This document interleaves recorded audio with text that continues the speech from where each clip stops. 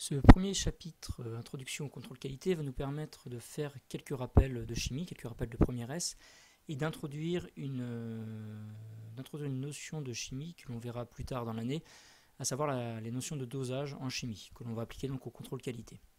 Donc dans un premier temps, nous allons nous intéresser à quelques rappels de chimie, et notamment aux réactions d'oxydoréduction. Tout ça a été vu en première S, vous pouvez reprendre vos cours pour reprendre les différents points abordés si vous rencontrez quelques difficultés. Donc en un rappel, qu'est-ce qu'une réaction d'oxydoréduction? Donc je vais reprendre ici les quelques expériences de cours que j'ai utilisées pour illustrer les notions d'oxydoréduction. Vous pouvez retrouver les vidéos en prenant la version en ligne de ce prési et donc voir directement les vidéos pour vous remémorer ce que l'on a vu en cours. Donc après avoir versé quelques gouttes d'iodure de potassium dans une solution de chlorure de fer 3, on a observé, et puis quelques gouttes de cyclohexane, on a observé que le cyclohexane prenait une teinte rose, c'est caractéristique de la formation de d'iode en solution. Donc les ions iodures se sont transformés en diodes. Donc cette demi-équation d'oxydoréduction est équilibrée en rajoutant donc ces deux électrons qui sont cédés par les ions iodures. Si les concentrations avaient été choisies comme il fallait, on aurait pu mettre en évidence la formation d'ions Fe2+, grâce à un test avec de l'hydroxyde de sodium. Donc cela permet de mettre en évidence la transformation des ions Fe3+, en ions Fe2+. Les ions Fe3+, ici, ont capté un électron pour former ces ions Fe2+. Lors d'une vidéo, lorsque vous verrez ce petit logo apparaître, c'est qu'il faudra mettre cette vidéo en pause pour prendre le temps de noter les choses qui sont sur l'écran. Je vais vous laisser ici donc noter. Petite définition, donc ces définitions ont déjà été vues en première. Donc un oxydant est une espèce chimique susceptible de capter au moins un électron. Par exemple, les ions cuivre 2, Cu2+, peuvent capter deux électrons pour former du cuivre solide.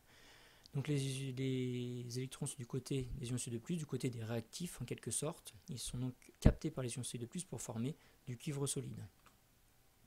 A l'inverse, un réducteur est une espèce chimique susceptible de céder au moins un électron.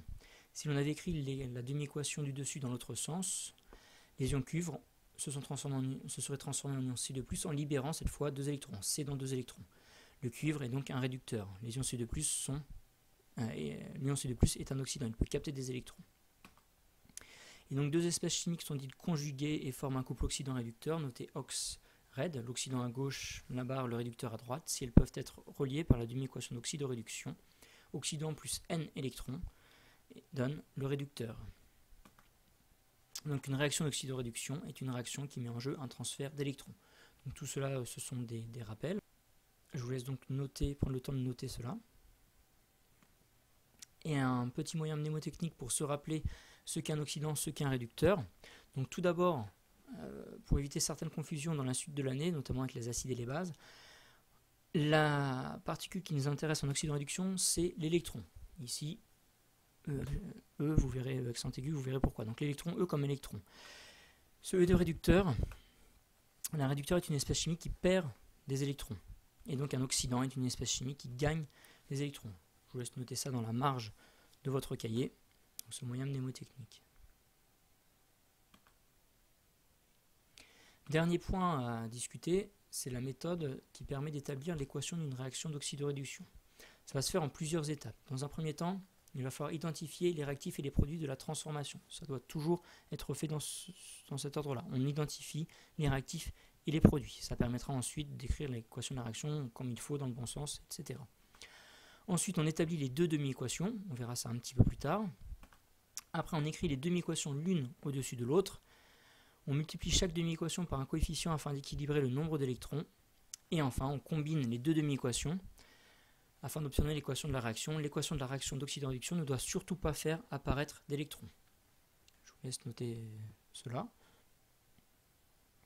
On va donc revenir sur le point B, établir les deux demi-équations sur un exemple qui concerne donc l'acide hypochloreux HClO et le dichlore Cl2. Donc première étape, écrire le réactif à gauche, le signe égal, puis le produit. Donc HClO va être le réactif dans cet exemple hypothétique qui nous intéresse, Cl2 le produit. On va ensuite équilibrer les atomes de l'élément commun à l'oxydant et au réducteur. Donc l'élément commun ici, on ne prend pas en compte l'oxygène ni l'hydrogène, c'est le chlore. Deux éléments chlore ici, un seul ici. On va donc pouvoir équilibrer cela en rajoutant le coefficient stoichiométrique 2 devant l'acide hypochloreux HClO. Troisième étape, on va équilibrer les atomes d'oxygène en ajoutant des molécules d'eau H2O. Donc on avait 2 atomes d'oxygène du côté des réactifs, on va donc rajouter 2 molécules d'eau, H2O. Ça permet d'équilibrer l'élément oxygène. Le problème en rajoutant de l'eau, c'est qu'on rajoute de l'oxygène, certes, mais on rajoute aussi des atomes d'hydrogène, 4 en l'occurrence ici. Donc pour équilibrer ces atomes d'hydrogène ajoutés, on va utiliser des ions H+. Donc ici, on a déjà 2 hydrogènes au niveau de l'acide hypochloreux, on en a rajouté 4 du côté du dichlore Cl2, il va donc falloir rajouter 2 H+, à gauche du signe égal. Enfin, il ne reste plus qu'à équilibrer les charges électriques en ajoutant des électrons. Donc 2 charges positives à gauche, aucune charge électrique du côté des produits à droite. On va donc rajouter 2 électrons pour compenser les 2 charges positives des protons H+. On a donc ici une demi-équation d'oxydoréduction. Il faudrait faire la même chose avec le deuxième couple qui intervient dans l'équation dans la transformation, si l'on souhaite écrire l'équation de la réaction d'oxydoréduction qui permet de modéliser la transformation chimique. Et ces 5 étapes résumées dans le tableau, il faudra être capable de les écrire en une seule ligne. Donc on ne fera pas à chaque fois tout le tableau. On fera tout ça en une seule ligne, à savoir, on ne conservera donc que cette ligne-là. On fera les choses les unes après les autres.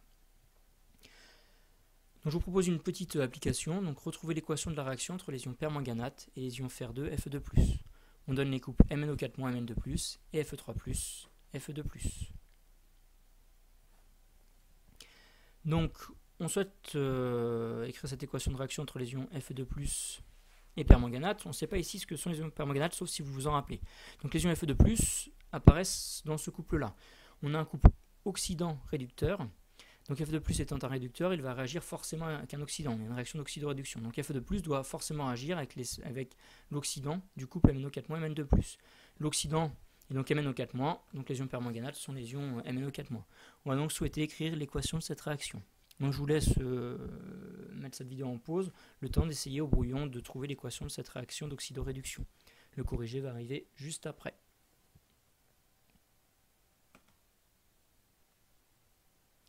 Donc je vous laisse vérifier votre résultat, essayez de voir si vous avez bon. Si ce n'est pas le cas, si vous ne trouvez pas votre erreur, il faudra absolument vous manifester lors de la prochaine séance, ce qui nous permettra de faire le point.